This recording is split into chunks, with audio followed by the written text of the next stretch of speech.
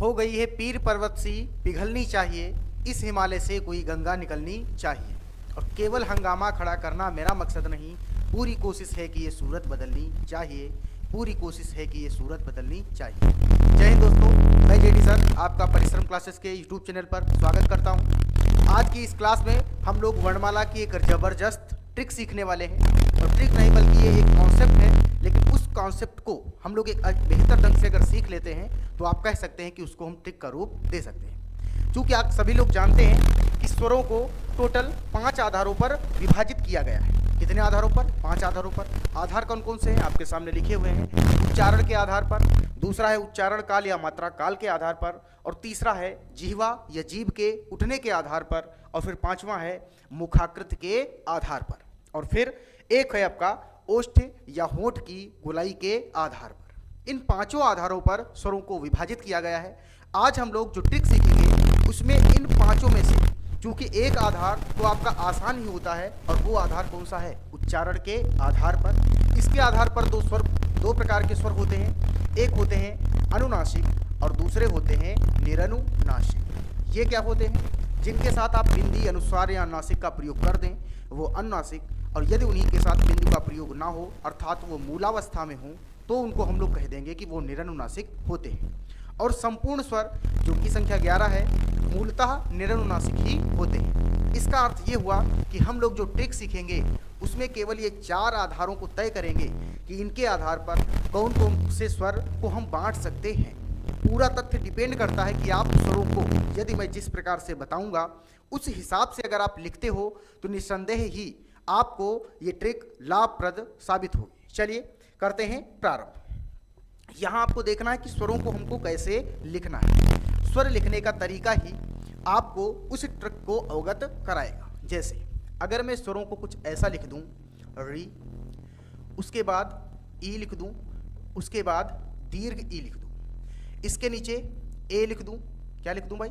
ए लिख दूं, और इसके सीध में मैं ए लिख दूं।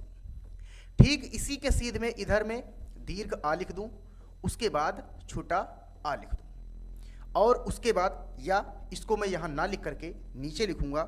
इसी के साथ में यहाँ मैं लिख दूं आपका दीर्घ ऊ, ये इसी के सीध में है, याद रखिएगा। हो सकता है आपको थोड़ा बहुत ऊपर नीचे दिखे। उसके बाद एक लिख दो ऊ। चूंकि ई और ई के योग से ए और ए बनते हैं इसलिए इसके नीचे ये लिखे। ऊ और ऊ के योग से ओ और औ बनते हैं इसलिए मैं ठीक इसके सीध में इसके नीचे एक वर्ण लिखूंगा ओ, और ठीक इसके सीध में इसके नीचे एक वर्ण लिखूंगा आपका औ। ए और औ इन्हीं के सीध में एक बीच में एक स्वर लिख देता हूं मैं, कौन सा? वो रहेगा छोटा आ, और फिर दीर्घ आ को मैं सबसे नीचे लिख दूंगा। आपके सभी 11 स्वर संभवतः हो गए। 3 2 5, 5 2 7, 3 10, 11, 11 स्वर आपके सामने लिखे हुए। अब देखो इसमें आप क्या करोगे। आपको क्या करना है, इसको एक तो ऐसे डिवाइड कर देना है। अगर आप ऐसे डिवाइड करते हैं तो इसके भाग हो गए 3, और 3 भागों को स्वर पर जब बांटा जाता है तो आप कह देते हो कि ये स्वर कहलाते हैं अग्र स्वर, ये स्वर कहलाएगा आपका मध्य स्वर, और ये कहलाएंगे आपके पश्च स्वर। और ये आधार किसके आधार पर होता है? अगर आप स्वरों को जिह्वा के आधार पर बांटते हो तो जिह्वा के आधार पर स्वर आपके सामने लिखे हैं। ई, ये सभी स्वर अग्र, ये एकमात्र मध्य, ये एकमात्र पश्च स्वर। पहला तरीका। दूसरा, अगर आप इसी को ऐसे डिवाइड कर दो, पहला, दूसरा, तीसरा और फिर चौथा, तो फिर आपके कितने आए? 4 आए। कितने आए? 4 आए। और इन चारों को आप क्या करोगे? तो 4 आधार पर स्वरों को मुखाकृत के आधार पर बांटा गया है। आप कहोगे ये हैं आपके संवृत स्वर। क्या है? संवृत। ये हैं आपके अर्ध संवृत, ये हैं आपके अर्ध संवृत, ये हैं आपके अर्ध विवृत, अर्ध विवृत, और ये हैं आपके विवृत। कौन है? विवृत।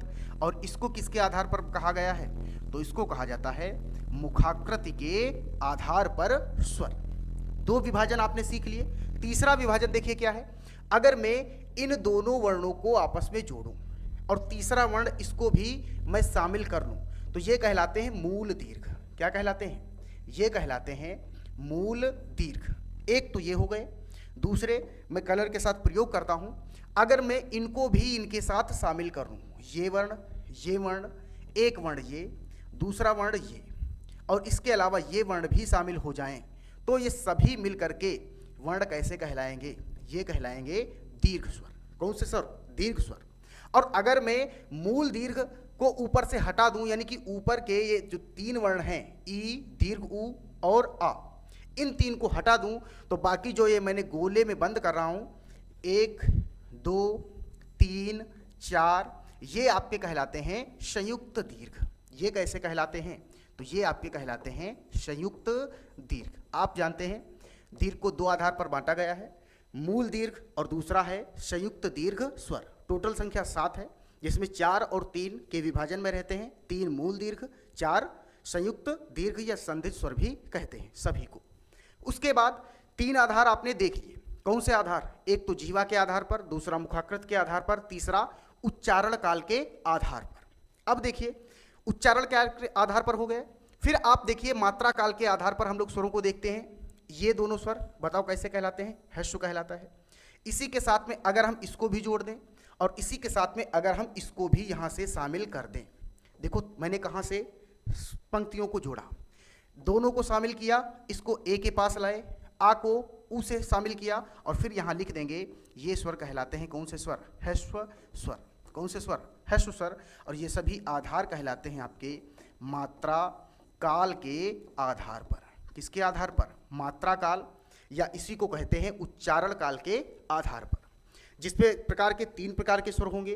प्लुत ध्वनियाँ होती हैं हिंदी में, स्वर ऐसे होते नहीं हैं, तो केवल 2 ही आधार बचे, एक दीर्घ स्वर और दूसरे ह्रस्व या मूल स्वर या लघु स्वर। 3 आधार आपने पढ़ लिए। चौथे आधार है ओष्ठ के आधार पर। ओष्ठ होते हैं और कुछ ओष्ठ नहीं होते हैं, कुछ ओष्ठ होते हैं, कुछ ओष्ठ नहीं होते हैं।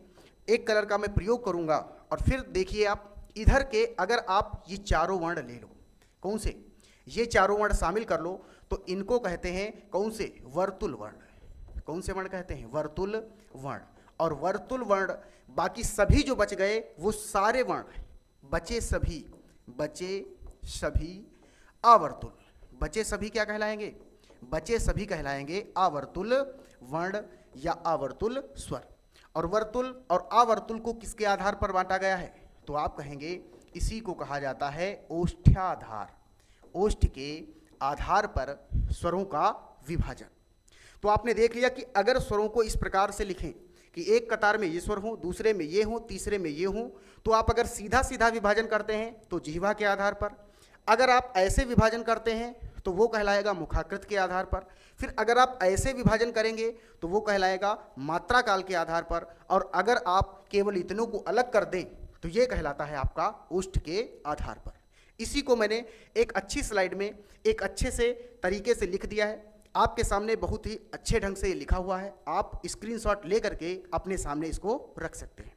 तो आशा करते हैं कि ये आपको ट्रिक पसंद आई होगी, और अगर आप इस वीडियो को 2-3 बार देखोगे, इसको 2-3 बार लिख करके प्रयास करोगे, तो ये मेरा आपसे वादा है कि आप हिंदी वर्णमाला में जो स्वरों के आधार को आप याद करने के लिए बहुत तरीके से रटते हैं, उन सभी में सर्वोत्तम तरीका ये आपका शामिल होगा। चलिए समाप्त करते हैं, और फिर अगर आपको ट्रिक अच्छी लगी हो तो क्लास को लाइक करेंगे, दोस्तों के साथ भी शेयर करेंगे, और कमेंट बॉक्स में भी आप लिखेंगे कि और से किन तथ्यों की ट्रिक आप चाहते हैं। चलिए जय हिंद।